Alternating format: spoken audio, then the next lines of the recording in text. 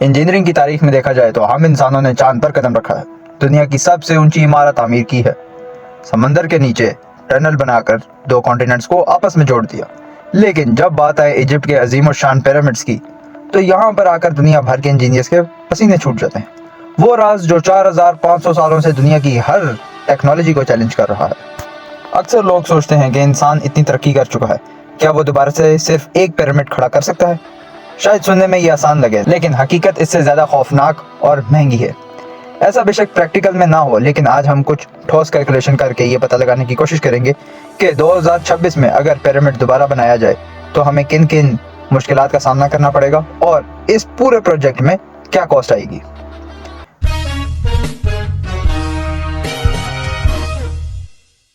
अस्सलाम वालेकुम, ज़िहाम टीवी की एक नई वीडियो में खुशामदीद। नाज़रीन, इजिप्ट का कैपिटल कायरो दुनिया के उन अजीम शाहकारों के साए तले मौजूद है जिन्होंने हज़ारों सालों से इंसानी अक्ल को दंग करके रखा हुआ है। गीज़ा प्लेटियो के ये पिरामिड्स इजिप्ट के ताकतवर तरीन रूलर्स की निशानी है, मगर इन सब में फ़ारो खुफू का बनाया गया ये अजीम पिरामिड सबसे बड़ा और अलग है। कहा जाता है कि अगर आप एक पिरामिड खड़ा कर सकते हैं तो दुनिया में कुछ भी कर सकते हैं। यानी ये इंसानी तारीख का वो एक अनमोल नमूना है जिसने सबसे बड़े तूफान का मुकाबला किया है। 147 मीटर ऊंचा 12 एकड़ पर फैला हुआ ये पहाड़ नुमा स्ट्रक्चर, यूं समझ लें 40 मंजिला ऊंची बिल्डिंग और 10 फुटबॉल फील्ड जितना चौड़ा है।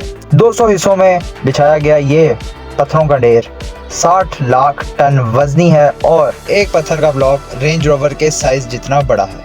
लेकिन असली हैरत तो इन पत्थरों की क्वांटिटी में छुपी है। 23 लाख ब्लॉक्स, इसमें से हर किसी का कम से कम वजन 2 टन और ज़्यादा से ज़्यादा 60 टन है। मशहूर ज़माना इजिप्शियन के आर्कियोलॉजिस्ट ज़ाई हैवेस का मानना है कि इजिप्ट ने पिरामिड्स को नहीं बनाया, बल्कि इन पिरामिड्स ने इजिप्ट को बनाया है। इनका मानना है कि इन्हें बनाने के लिए इन लोगों ने जिस इंजीनियरिंग और टेक्नोलॉजी का इस्तेमाल किया है वो आज भी एक राज है। लेकिन सवाल ये पैदा होता है कि अगर 4000 साल पहले के लोग ये कर सकते हैं तो क्या आज की जदीद दुनिया भी ऐसा कर सकती है? इसका सीधा सीधा जवाब है नहीं। सबसे बड़ी वजह है मकसद। हमारे पास कोई वजह ही नहीं है पिरामिड्स जैसे स्ट्रक्चर बनाने की। 4500 साल पहले ये पिरामिड्स एंशिएंट इजिप्शियंस के खुदाओं यानी फेरोस के मकबरे के तौर पर तैयार किए गए थे। इनके पास एक रिलीजियस मोटिव था, वो जज्बा और जुनून था, तभी इन्होंने इस आलीशान स्ट्रक्चर को जाहिर सी बात है इंतहाई मुश्किल के बाद खड़ा किया। पर मान लेते हैं कि अगर हमारे पास भी कोई मोटिव हो, कोई वजह हो और आज हमें पिरामिड का रेप्लिका बनाना पड़े, हूबहू दिखने वाला हो, जो इतना ही मजबूत हो कि 4500 साल बाद भी खड़ा रहे, तो इसमें हमें किन किन मुश्किलात का सामना करना पड़ेगा। पिरामिड को बनाने के लिए सबसे पहले चैलेंज पैसों का पिरामिड अरेंज करना, यानी जितना बड़ा पिरामिड है उतने ज़्यादा पैसे इकट्ठे करने हैं। जी हाँ, पिरामिड दिखने में बेशक ही सिंपल दिखता है, लेकिन ये दुनिया के किसी भी मेगा प्रोजेक्ट से ज़्यादा महंगा पड़ सकता है। दूसरा चैलेंज होगा ज़मीन सेलेक्ट करना। 60 लाख टन का ये पहाड़ खड़ा करने के लिए हम कोई आम ज़मीन नहीं खरीद सकते। ये इतना ही वज़न है जितना 60 लाख नॉर्मल सेडान गाड़ियों का वज़न होता है। इतनी ज़्यादा गाड़ियाँ तो आज की तारीख में कायरो के शहर में भी रजिस्टर्ड नहीं है। और आपका ये बात जानना भी ज़रूरी है कि दुनिया की सबसे ऊंची बिल्डिंग बुर्ज खलीफा के नीचे बहुत मजबूत फाउंडेशंस बनाई गई थी, लेकिन फिर भी उसका वज़न सिर्फ 5 लाख टन है, यानी किसी भी एक पिरामिड का सिर्फ 8%। अगर ज़मीन की बेस कमज़ोर हुई तो ये आलिशान पहाड़ बनने से पहले ही ज़मीन में धंसकर एक कब्रिस्तान बन जाएगा। ज़मीन का सही चुनाव इतना ही अहम है कि इसको एंशिएंट इजिप्शियंस ने भी काफ़ी सीरियस लिया था। स्नेफ्रू पिरामिड, जिसे बेंट पिरामिड भी कहा जाता है, फ़ारो खुफू के बाप का पिरामिड था और इसे बनाते वक्त उस वक्त के इंजीनियर्स ने एक गलती की थी। एक्सपर्ट्स का मानना है कि ज़मीन का सही से लेवल ना होना और नीचे बेड रॉक की ख़राब सपोर्ट की वजह से ये हल्का सा एक तरफ झुक गया। यही वजह है कि इसको ऊपर से मोड़ना पड़ गया। तो इसका मतलब हमें ऐसी ज़मीन चाहिए जो रेतीली ना हो, बल्कि उसके नीचे टेक्टोनिक प्लेट्स काफ़ी स्टेबल हों। अगर हम गीज़ा प्लेटियो को ही सिलेक्ट करें तो यहाँ 13 एकड़ की ज़मीन की कॉस्ट और लीगल परमिट्स में 100 से 120 मिलियन डॉलर्स का खर्चा हो सकता है, यानी कि इंडियन रुपीज़ में 1080 करोड़ रुपए और पाकिस्तानी रुपयों में 3360 करोड़ बनते हैं। ज़मीन लेने के बाद सेंसर्स के ज़रिए ज़मीन के 200 फीट नीचे तक जायज़ा लिया जाएगा ताकि अर्थक्वेक की सूरत में पिरामिड को नुकसान ना हो। इसमें तकरीबन 5 मिलियन डॉलर्स का खर्चा आसानी से आ सकता है। इसके बाद एंशिएंट इजिप्शियंस ने ज़मीन को पानी के कैनाल्स के ज़रिए लेवल किया था। आज हम लेज़र लेवलिंग और GPS गाइडेड बुलडोज़र्स इस्तेमाल करेंगे। पूरी 13 एकड़ की ज़मीन को 1 मिलीमीटर के फ़र्क के बगैर बिल्कुल सीधा करना है, क्योंकि ज्योमेट्री के कानून के हिसाब से ज़मीन पर 1 मिलीमीटर का भी फ़र्क 147 मीटर्स की ऊंचाई पर 14.7 सेंटीमीटर्स का झुकाव पैदा करेगा। और क्योंकि हम पुराने ज़माने की तरह सिर्फ एक बेड रॉक पर भरोसा नहीं कर सकते, हमें एक रीइंफोर्स्ड कंक्रीट मैट भी डालना होगा। इसमें लाखों टन कंक्रीट और स्टील की ज़रूरत होगी, तब जाकर तैयार होगी एक ऐसी फाउंडेशन जो 4000 साल तक हमारे पिरामिड्स के वजनों को झेल सकती है।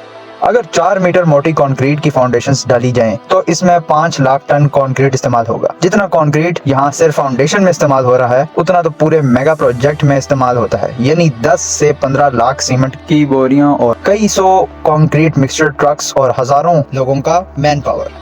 अगर हम सिर्फ एक रफ एस्टिमेट भी लगाएं तो $400 मिलियन का खर्चा आएगा। जमीन की कॉस्ट 120 मिलियन, लेवलिंग और स्कैन्स पर 50 मिलियन और फाउंडेशन बनाने में 400 मिलियन, यानी अभी पिरामिड का एक पत्थर भी नहीं लगा और खर्चा $550 मिलियन तक पहुंच चुका है। 4,950 करोड़ इंडियन और 15,400 करोड़ पाकिस्तानी रुपए। अभी तक हमने जो कुछ भी किया, इसमें कम से कम 3 साल का वक्त लगेगा, लेकिन असल मसला तो अब शुरू होगा। 23 लाख पत्थर, और वो भी एक SUV जितने बड़े। इन्हें कहां से लाया जाएगा? कौन सी ऐसी मशीन है जो 60 लाख टन का बोझ उठाकर 147 मीटर्स ऊपर लेकर जाएगी?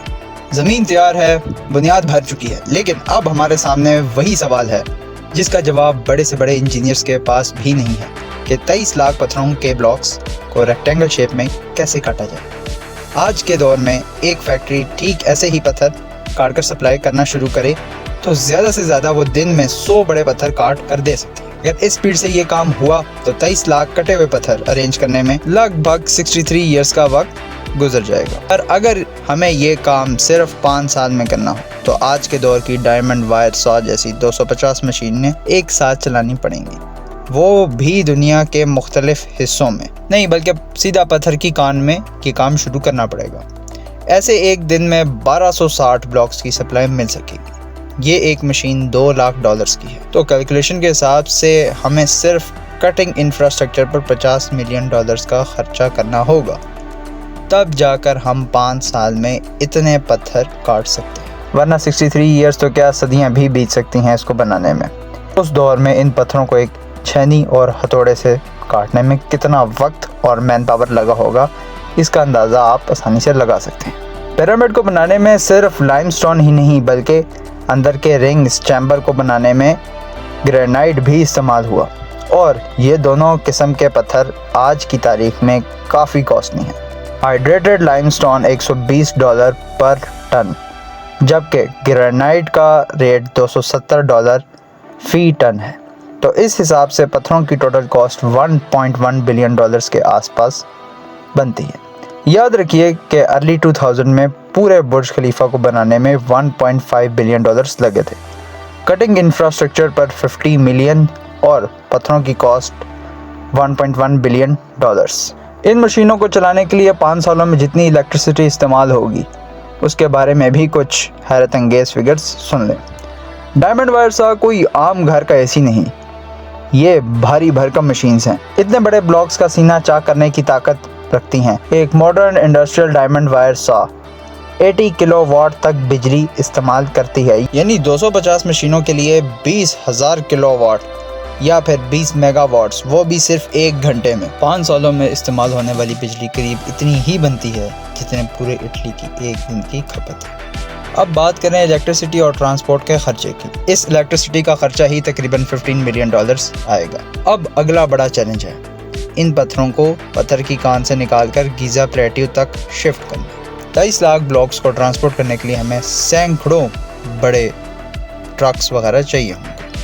अगर एक ट्रक 2 ब्लॉक्स भी उठाए तो लाखों ट्रिप्स लगानी पड़ेंगी। इस सब पर खर्चा कम से कम $120 मिलियन तक आ जाएगा। चलें, अब ज़मीन भी मिल गई, फाउंडेशंस भी तैयार हो गई, पत्थर भी कट गए और साइड पर पहुंच गए, लेकिन अब इन्हें ऊपर कैसे पहुंचाएंगे? एंशिएंट टाइम्स में तो उन्होंने मिट्टी और रेत के बड़े बड़े रैंप्स बनाए, रिपोर्टिंग के मुताबिक, जिन पर हज़ारों लोग रस्सा खींचकर पत्थर ऊपर ले जाते थे। मगर आज के दौर में हम मॉडर्न टावर क्रेन्स और मेगा क्रेन्स का इस्तेमाल करेंगे, लेकिन इतने बड़े 60 टन के ब्लॉक्स को 147 मीटर्स की ऊंचाई तक लिफ्ट करने के लिए आम क्रेन्स नहीं बल्कि एक हैवी लिफ्टेड क्रेन्स चाहिए होंगे। इन क्रेन्स का रेंट, इन्हें ऑपरेट करने वाले एक्सपर्ट्स और साइट पर काम करने वाले हज़ारों मजदूर, इंजीनियर्स और सेफ्टी सुपरवाइजर्स की सैलरी मिलाकर लेबर कॉस्ट तकरीबन $300 मिलियन तक पहुंच जाएगी। इस कंस्ट्रक्शन प्रोसेस में मज़ीद 5 साल लग सकते हैं। तो चलिए अब सब चीज़ों को जमा करते हैं और एक कैलकुलेटेड एस्टिमेट निकालते हैं। 2026 में एक ग्रेट पिरामिड का रेप्लिका बनाने के लिए टोटल बिल कितना बनता है? ज़मीन और परमिट्स पे $120 मिलियन का खर्चा, लेवलिंग और स्कैन्स $50 मिलियन का खर्चा, फाउंडेशंस पर $400 मिलियन का खर्चा, पत्थरों की कटिंग और इंफ्रास्ट्रक्चर पर $50 मिलियन, लाइमस्टोन और ग्रेनाइट की कीमत $1.1 बिलियन, बिजली और फ्यूल $15 मिलियन, ट्रांसपोर्टेशन का खर्चा तकरीबन $120 मिलियन, लेबर और क्रेन्स $300 मिलियन। ग्रैंड टोटल तकरीबन $2.15 बिलियन तक आता है। तो $2.15 बिलियन का खर्चा और कम से कम 8 से 10 साल की रात दिन की मेहनत, इतने पैसे और वक्त लगाने के बाद भी हम सिर्फ एक कॉपी बना पाएंगे। ये कैलकुलेशंस हमें ये एहसास दिलाती हैं कि 4500 साल पहले बग़ैर किसी मॉडर्न क्रेन्स, लेज़र, लेवलर या डायमंड सॉ के उन लोगों ने जो शाहकार करके दिखाया वो वाकई में एक ऐसा अजूबा है जिसकी तारीफ़ के लिए अल्फाज कम पड़ जाएंगे। यही वजह है कि आज की मॉडर्न टेक्नोलॉजी भी उनके सामने सर झुकाती है। उम्मीद करते हैं आपको आज की ये वीडियो पसंद आई होगी। अगर वीडियो पसंद आई है तो लाइक, शेयर, कमेंट लाजमी करें। मिलते हैं आपसे एक नेक्स्ट वीडियो में। तब तक के लिए अल्लाह हाफिज़।